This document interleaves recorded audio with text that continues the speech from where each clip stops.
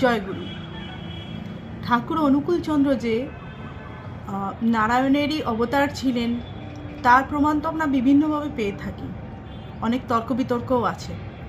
কিন্তু এখানে একটি আমি পেয়েছি যেটিতে বলছে, শ্রীমদ্ভগবতে বলছে, পৃষ্ঠা সংখ্যা 759, মহাভারতের অনুশাসন পর্বে ভীষ্মদেব বলছেন, অশোক কান্তার ও নাদ সুরশৌরী জনেশ্বরাহ অনুকূল সদাব্রত পদ্ম পদ্মাবতক সমাহ।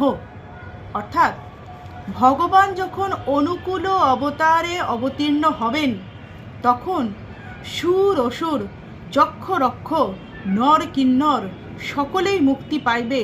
শুধু এই নয়, তার পদ্ম পলাশ লোচনের একটিমাত্র চাহনিতেই শত শত জীব মুক্তিপ্রাপ্ত হইবে। কাজেই দ্বিমত পোষণ না করে আসুন সকলে তার কথা বলি, তার পথে চলি। ভালো থাকবেন। জয় গুরু।